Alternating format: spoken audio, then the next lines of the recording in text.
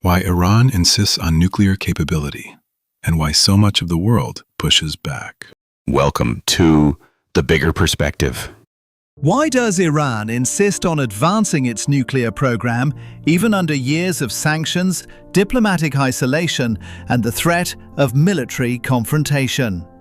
And why are the United States, Israel, much of Europe, and several regional powers determined to stop it? At first glance, it appears to be a simple dispute about nuclear weapons. But the reality is more complex. It is a story shaped by Cold War politics, revolution, regional rivalry, international law, energy security, and mutual distrust that has built up over decades. Understanding this issue requires stepping back from headlines and rhetoric. It requires looking at how Iran's nuclear ambitions began, how they evolved, and why different actors interpret them in fundamentally different ways. Iran's nuclear program did not begin in defiance of the West. It began with Western support.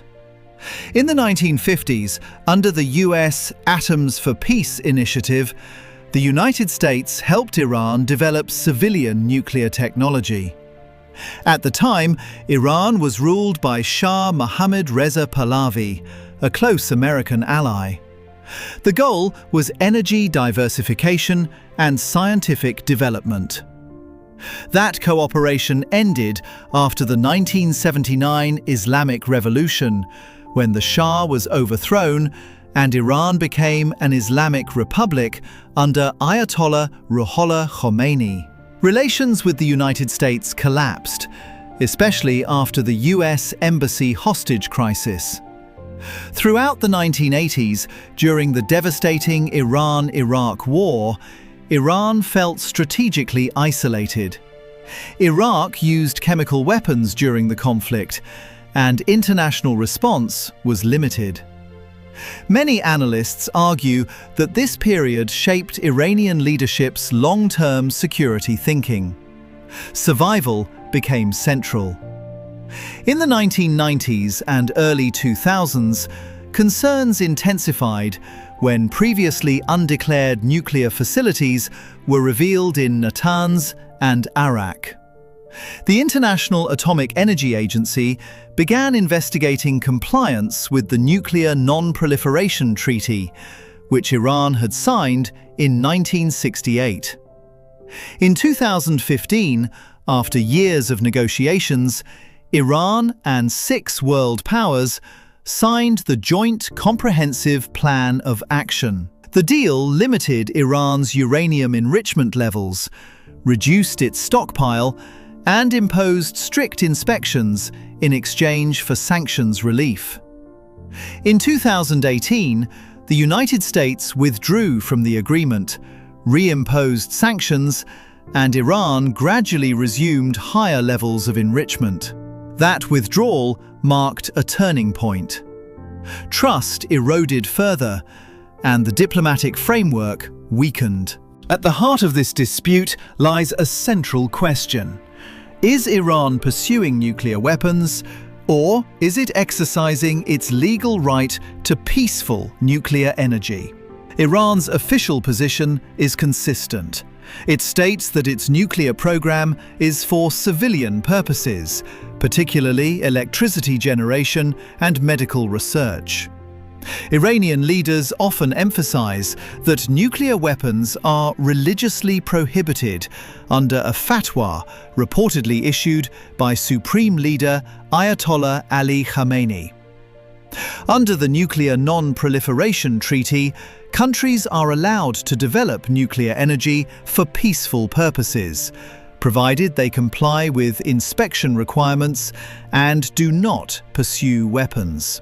Iran argues that it is asserting its sovereign rights. It also contends that sanctions are unjust and politically motivated. Critics, however, raise several concerns. Uranium enrichment is a dual-use technology. The same process that produces fuel for nuclear power plants can, at higher purity levels, produce material suitable for weapons.